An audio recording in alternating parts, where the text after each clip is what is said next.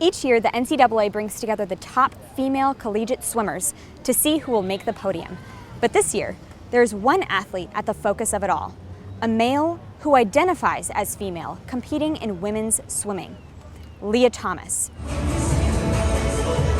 The Macaulay Aquatic Center was buzzing with excitement as over 400 female swimmers from 67 colleges prepared for their championship race. Many hopeful parents came to cheer on their daughters. And you can see and feel the tension in this building. Each time Lia Thomas was introduced before a race, the audience responded with only a polite applause.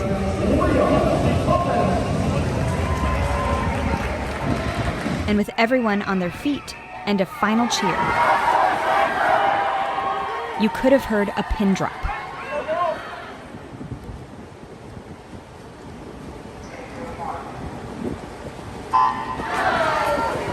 This was the first time a male swimmer would compete against female swimmers in an NCAA Women's Division I championship. Lia Thomas swam for 3 years on the UPenn men's team, where Thomas was ranked in the mid-500s, but now stands at the top of the women's division. Just a month ago, Lia Thomas swept the Ivy League championships, taking first place in the 500, 200, 100 freestyle, and was awarded the highest point swimmer of the meet. And in the final laps, Lia Thomas would make history. But the audience didn't see it that way.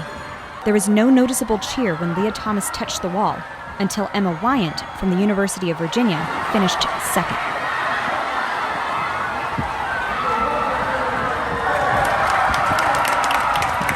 Emma Wyant did as much as she could to hang in there and did a spectacular job in getting second. 4:34 for Wyant. She went her best time by 2+ seconds to get second. It was very difficult to keep my emotions inside. I was weeping. I did not honestly know that would be my response. That's Mimi Bowen Crush, former NCAA champion in the 100 fly, 200 medley relay, 4-time SEC champion, and All-American. She's one of the few parents that dared to speak out publicly. Sadness just was my first response. I was mourning in my mind, the death of our sport. But now there's a factor in there that is just making it unfair. The NCAA's role in this, what are they? They are failing women. I mean, they have failed us. ESPN announcer and Olympic Hall of Fame swimmer Rowdy Gaines expressed a concerning sentiment now in NCAA women's swimming. You know, when you talk to these people, they are so involved with the sport. The coaches, the swimmers, the officials, and the parents, and the overwhelming majority are using terms like unfairness. Like it's not a level playing field, a helpless and hopeless feeling, and it's a sad day in our sport. Can we get your thoughts on Lia Thomas swimming? I'm not sure if it's good for my daughter if I actually say what I think. Why is that?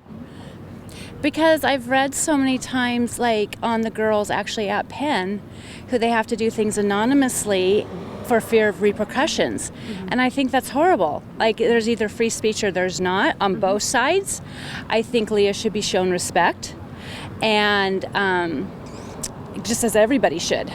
But there should also be respect for all of the biological females competing. Fair sports for women and girls! Fair sport for women and girls! We're not going to let Lia swim go down quietly. Beth Stelzer, founder of Save Women's Sports, organized a rally to speak on behalf of women in sports. We are here in Atlanta to celebrate the young women swimming in that pool who are being robbed of their opportunities and titles while being forced to share their locker room and pool with a male body. They have been bullied into silence, and today we speak for them, hoping tomorrow they are brave enough to find their voice. It must be stopped now, and I call on the NCAA to turn their attention back to women and to stand up for our girls and women. Men like Will Thomas have always come along to try and occupy women's spaces and bodies and rights. It used to be that the state and sensible grown-ups would say no. Well, now it's time that we say no, and we mean no. To my girl dads, where are you at? Speak up. Protect your daughters. Your 2022 NCAA Division I. While Leah Thomas was crowned the new champion, you could hear and feel the crowd's displeasure. We spoke with many of the competitors' parents who don't think that men should be able to compete in women's sports, but they're too afraid to speak out about it for fear of the consequences their daughters might face. Collegiate governing bodies fail to protect women when they allow men to compete in female athletics. And when that happens, women always lose.